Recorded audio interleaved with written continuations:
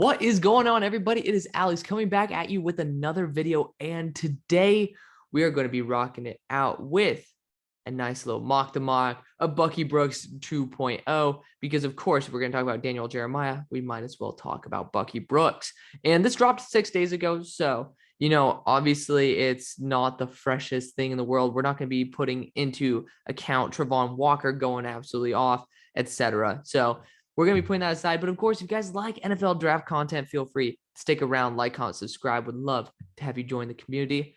Let's kick this off. So starting off with the number 1 pick, we got Evan Neal here. I still think he very well might be that pick. Again, all will be said and done once we look at pro day statistics, because he just felt probably more comfortable with that by Bucky. But yeah, I think that Evan Neal still could be that number 1 pick. There are rumors of a potential Cam Robinson franchise tag. We'll see about that, because franchise tags are starting to be placed on people. Very intrigued on how that comes out. Detroit Lions going Aiden Hutchinson here. I think that'd be a damn slam dunk pick, especially in retrospect after he tested fairly well. So what? He didn't get a 4.5 40. We've been starting to get a little bit greedy with these edge rushers being able to run in that 4-3 zone, even with Amari Barno. Like, Aiden Hutchinson had an amazing 10-yard split, which is the main thing that you want to look at for an edge rusher. The guy's a phenomenal athlete, 9.88 RAS score. So guy's a freak, absolute freak. Texans going KT. I heard he had some very terrible interviews with teams. Again, this doesn't really factor in that. But again, I would be personally going for offensive line. That's just me. So yeah, I think KT is a phenomenal player. I feel like his greediness and his awareness of the fact that the NFL is a money-making organization and that he is trying to make the most of his living might get some coaches a little fired up and in the wrong ways. So we'll see if KT lasts past 5, but there's a good chance if he pissed off enough people, which again, you only have to really irritate 5 coaches. It's not that hard to do. Number 4, we got Ike Ekwonu. I think that'd be a slam dunk pick. The guy performed phenomenally. He was able to move at a very smooth, very strong pace. I love what Ike Ekwonu could bring to the Jets. New York Giants, Charles Cross. So yeah, big fan of that one. Charles Cross is a damn good talent. And I'm just praying the Giants do that. It would kill me if they went after Trevon Walker. So over Charles Cross. So I'm just praying for that. Then you got Kenny Pickett here. I heard rumors that the Panthers just do not like this class, like, at all. And that would be very bad. And if you really want to take a quarterback out of this class, at least take one that's actually pretty good. Kenny Pickett is just like, there's not much of a ceiling to him. He actually has a pretty low floor compared to what people are saying. Like, when you watch him in rain, he has like 5 good throws and 3 horrible ones. That's not very good, because those horrible ones become big turnovers, which one of them did. Like, bad throws become pretty damn terrible. Terrible throws become instant turnovers, and good throws become all right. He did not have a great throw during that period of time, and I would just be a little bit concerned, especially in the Carolinas, about bringing somebody who's probably going to have a little bit of a tougher time throwing in the elements. So number 7, you got the Giants going David Ojabo. He didn't test well. Again, I'm just going to get my 2 piece on this. He didn't test as well as probably people were hoping, and he still tested fairly fine. Just, he didn't separate himself from someone like Trevon Walker, who is just an absolute freak of nature. I'd much rather go after him at that point. And then again, you want to, of course, factor in Kyle Hamilton being a potential option there at 7. You guys can check out my video that I just dropped yesterday, according to you guys, where I talked about whether Kyle Hamilton should be a top 10 pick. And I had some pretty interesting stuff on there. I work really hard on those LTAP videos, even though I know that they don't really produce the views. I think that they're fun, good content that's within a short period of time. And number 8, you got the Falcons going Sauce Gardner. I have a weird ass feeling he is going to be the number 4 pick, and he very well might be. In my mock draft that should be coming out later today, check that out. I might record an intro to this just so you guys know about that. Number 9, you got Devin Lloyd. Yeah, he just didn't test the way that we would want him to. But again, this is pre-testing. Linebacker for the Broncos at 9 is not out of the question. I don't think it's out of the question at all. I do think the Denver Broncos could be making a move, even for someone like Carson Wentz on that matter. Obviously, that's not the guy who I think they'll end up getting. Aaron Rodgers, it's you're pretty much tossing a coin whether he's going to stay with the Packers or not. I've been fully on board, and I've always been saying they should be probably staying with the Packers.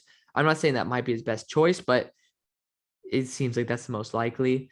At this point, I would go Malik Willis, but again, the Broncos going linebacker when they have absolutely no linebackers, not a horrible idea. The Jets going Garrett Wilson here. I think he actually might be moving into this territory because I think Sauce is going to be gone. He tested 4.39 again, or 4.38. Again, I'll repreface it by saying this is not made after the combine, but Garrett Wilson is going to be a stud. I think that he's always been my number one wide receiver. You can check out the beginning videos. I've loved him to death. When you actually put a 4.38 to that means he's special. And I've been saying for a long time that people were underrating his speed. I think the guy was in that 4.4 range. I did not think he was going to be the 4.3s, but I think that this is a phenomenal get if they can somehow manage it. Then you got Washington Commanders going Derrick Stingley Jr. Again, you could just say this is the best upside pick, and I've heard the Washington Commanders they don't like the rookie class. And to be honest, I don't blame them. I don't. If you're willing to just package a shit ton of picks for Russell Wilson, that's pretty dangerous. That's showing that Washington's getting a little bit going off the deep end, saying, hey, we need something, and we're not confident that this 11th pick is going to give that to us. Derrick Stingley, he's solidified himself as my number 3. He's my number 2 corner. He's like 2A, 2B with somebody else. But he is a phenomenal talent. At number 11, Washington does have the opportunity to potentially get someone who is straight up lockdown. And the ceiling is just so high on Derrick. I would really I'm not a huge fan of this pick at all, solely because of the fact that I think Washington needs a pick of much higher value, because I think Derrick Stingley is going to possibly take a year or 2 to be able to be at least impactful coming back from that lazy Susan injury. But assuming that they don't want to go quarterback, I find it hard to go many other positions. And that's just me, though, because, again, I've been so locked into this idea that Washington should be going a quarterback that it's hard to fathom another position. Like wide receiver, no disrespect to Trevor Sikkema, because I love, he's a great guy in this community. No, I just can't see a wide receiver. Cornerback, they could actually try to improve. So at least it's something that is possible within the realm of possibility. Viking, actually, at that time, why not go after, at that time, that's actually a stupid pick. You know what? Screw everything I said. This is a stupid pick. Kyle Hamilton's on the board. Just take him. So I must be stupid or something. Is he off the board? He's not. So maybe I'm not stupid. Maybe it's just Bucky. But Minnesota Vikings going Karlaftis. I've heard the NFL is really low on him. I would love him personally. And at 266, he's definitely going to be someone who could step in for the Minnesota Vikings and fit exactly what they're looking for. I love Karlaftis. Again, he's going to be like one of those top 10 to 15 players on my board. I would have to really watch how he tests, because I don't like when I've evaled a player at 20 pounds heavier and their best trait was pretty much their power and technique. We'll see how he does with speed. Number 13, the Browns going Drake London. I see this all the damn time, and it just really irritates me because I cannot see Drake London in a Browns uniform. That being said, it would be a phenomenal pick. So I can't complain, but I also can complain. I would just pray that I just know Baker Mayfield's not going to allow him to reach his potential. It doesn't seem like it's that way. I feel like it's Drake London trying to unlock Baker rather than Baker unlocking Drake London. Ravens going Tyler Linderbaum here. Again, we saw that he had 31.25 inch arms. I honestly don't think it's that big of an issue. You watch how he plays, and it just showed the guy is an all-star, an all-pro level lineman. People are going to realize how damn good he is. Philadelphia Eagles going Kyle Hamilton. At this point, you might as well just, I'm not even gonna comment on that. Then you got Chris Olave. I don't get this. I don't. What is up with all of these analysts and people who get paid a shit ton of money to write up mock drafts who decide, well, we're going to get another version of Quez Watkins. We're going to get another version of Devontae Smith. It just doesn't make any sense when the big thing that's lacking is a big receiver. You have Treylon Burks on the board. Go freaking Treylon Burks. I just don't get the hatred for taking a wide receiver with actual size for a team that's kind of desperate for a wide receiver with size. It really just kind of boggles my mind. That's just me though. I mean, I could no disrespect to Chris Olave. I just think he's like a worse version of Devonta Smith. That's fine. Why would you get him for a team that already has Devonta Smith? It doesn't make sense. Trevor Penning to the Chargers. I guess you're going to be able to develop him. It's just, that's a big risk that you're taking, but I totally understand if they're just like saying, hey, screw it, let's go with it. I'm not going to go against that. Trevor Penning has a lot of upside, especially with his like 9.99 RAS score. The guy has some crazy athleticism. New Orleans Saints going Matt Corral here. Just somebody who probably profited the most off of the week of the Senior Bowl week. And he didn't test or anything. Obviously, he's not 100% healthy yet. But, you know, if Matt Corral goes in the first, I'd be honestly surprised at this point. I love Matt and great guy, but like his frame, I think he actually came in at like 215, 220. So good for him for putting on weight. But he still is a pretty thin. Like, it's the way you carry it. He doesn't carry weight very well. And again, this decision making is a little bit suspect. If he does go this high, I'm going to fully support him. And I think the New Orleans Saints could do a great job with Matt. I would just be a bit worried, especially overtaking someone like Malik Willis. Philadelphia Eagles going Jermaine Johnson. That'd be a dream. So the Eagles, apart from Chris Olave, have a dream draft. Those are two of the best players you can ask for that position. So I love it. Steelers getting the best pick they could ever ask for, Malik Willis. Love it. Patriots getting Booth, who is now rated as my number 4 corner, as a second round grade. He's right where I started grading corners, is round 2 talents. He has a lot of potential. I actually don't think he's as fast as I've been giving him credit for. You know, I think that he could be in that 4 or 5 range. I think that's why he didn't test his speed, because I'm seeing a lot of times where guys like Zay Flowers just start building up a lot of separation deep. And you could just tell by the way he continues to back up and give a lot of room underneath. And this is something I saw with Kyle Hamilton as well. Like, these guys who are giving a lot of room, even Roger McCreary was giving enough room to where it kind of concerned me, where I knew he wasn't like a 4-3 type of guy. Like, these corners are giving a lot more room. And it's not that it's like a cover 4. It's like they're in man-to-man and they're scared of getting toasted. And yeah, I'm a little bit worried about Andrew Booth's actual athleticism. Jordan Davis at 22. I'm honest. Like, here's my thing. You guys who actually watch this, which isn't going to be many of you, you guys get this little treat. I moved Jordan Davis all the way up into my top 15. And here's why.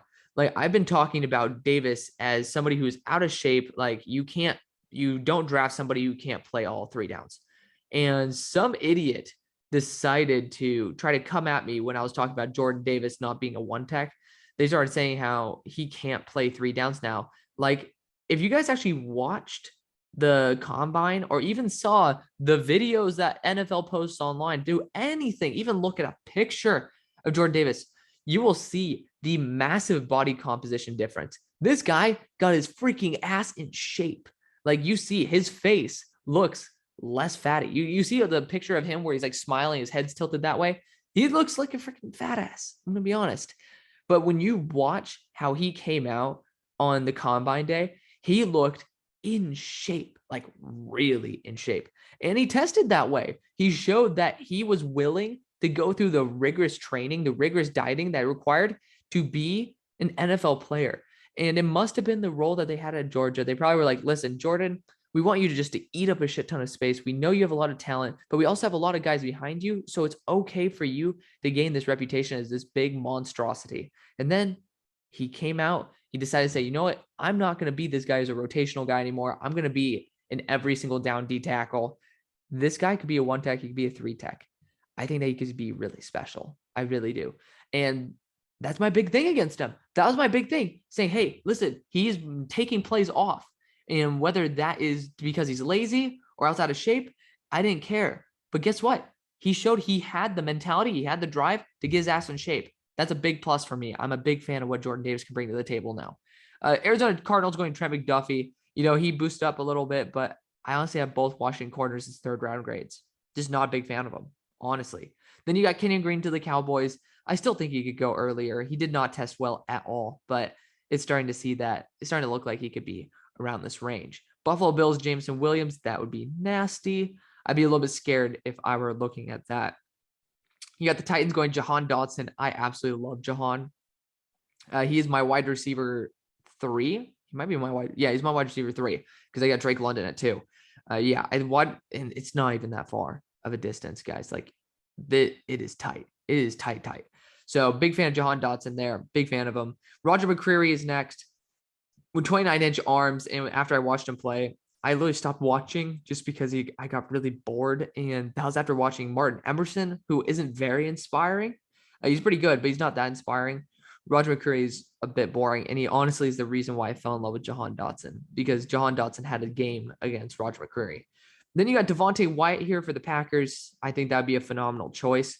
I think edge rushers should be more of a priority. I know that we haven't seen the athletic freak that is Trevon Walker yet, but Devonta Wyatt is an absolute unit himself. Dolphins going to Kobe Dean. He's going to be going earlier as well. Just again, it depends on how he tests because he isn't that large. People are saying he's not going to test well. I don't agree with that. Like I have Nakobe Dean as top at like elite echelon in terms of athleticism. And I had, what's his name? Devin Lloyd down there is right above like high end NFL versus like right on the border of elite. 4.66 40 at that size is certainly in that perfect zone. So I feel like I have a good enough feel for how fast and how athletic linebackers are. And yeah, Nakobe Dean is up there. Then you got Dax Hill here for the Chiefs. I think that's a good fit. Guy's absolutely explosive. And then you got Bernard Ryman. I think that I like Tyler Smith more, and I'm happy to hear that some other people, it's on the NFL Stock Exchange. It's not Trevor. I think his name's Jordan. He likes Tyler Smith more than Bernard Ryman, and I'm fully on that boat. I thought I was the only one. Then last but not least, the combine warrior himself, Trevon Walker, obviously going to be going earlier. But in this world, I would be scared shitless. Honestly, if I'm Detroit, I'm going to be very happy because Trevon is someone who's very raw, and you have him next to someone, Aiden Hutchinson, who is very polished. And I think that's a really good pairing. If you're ever going to take If you're ever going to take 2 defensive linemen, these are the 2 to take. Like a polished one who is going to make a big impact, someone who has a big ceiling who's very raw, because they can work together to produce something very special. So that's going to be the video, guys. I just wanted to talk about it because I know Bucky Brooks is one of the big names in this industry. So thank you guys so much for watching. See you guys on the far side. Peace.